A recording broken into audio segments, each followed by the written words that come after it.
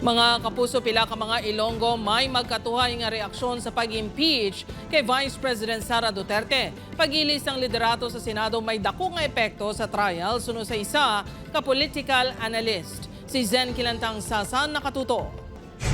Kahapon, gindesisyonan na sang mayorya sa mga miyembro sang House of Representatives ang pag-transmit sang impeachment complaint sa Senado bato kay Vice President Sara Duterte. 257 ang nagboto pabor, 25 ang wala nagpabor, kag 9 ang nag-abstain. Ang pila ka Ilonggo suportado ang pag-impeach kay Duterte. Ilabi na nga wala kuno sini na paathag kundi gingamit ang confidential funds. Kung ako lang niya, gusto ko gid maano gid sa kay daw hindi nami man ang iyang palakat. Pagkuan sa impeachment sa iya para maklaruan mga pumuluyo. Ang iban, disgusto, bangod nagalaom sila nga may pagbago sa pungsod sa tion nga inyang mangin masunod nga lider. Hindi kami gusto nga kakasun sa gusto namo mabalik na lang siya sa pagka-presidente na lang. Isa sa mga nagboto pabor sa impeachment complaint, si Representative Lawrence Defensor.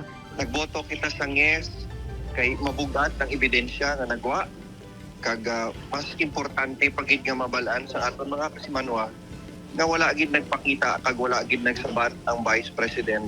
Hadungan sang pagbotohay sa Kamara kahapon, ginkakibot naman sang publiko ang pagtambong sa sesyon ni Senator Ronald Bato de la Rosa kag nagboto para mabuslan ni Senator Alan Peter Cayetano bilang Senate President si Senator Tito Soto III. Nakuhaan pa sang CCTV video ang pagdalaga ni de la Rosa bangod may mga NBI agent nga naglaga sa iya antes magsulod sa session hall. Suno sa isa ka political analyst, dako ang mangin epekto sang pag-ilis sang liderato sa Senado, ilabi na sa mangin direksyon sang impeachment proceedings bato kay Duterte. Ang mga possibilities da is they can archive it right away, they can dismiss it right away, or they can proceed with the trial whereby they will call the witnesses and hear.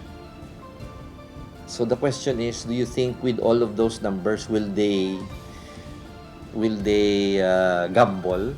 Dugang pa ni Saino, pwede ipaagi sa debate ang pagserbe sang warrant of arrest kay De La Rosa. Ilabi na nga gin-issue ini sang International Criminal Court kag hindi mismo halin sa Philippine courts. Mahimo nga ma-exercise sa mga senador ang ila kinamatarong, agud maproteksyonan kag hindi gilayon maaresto si De La Rosa. Upod kay Hans Desierto, Zen Kilantang Sasa, One Western Visayas.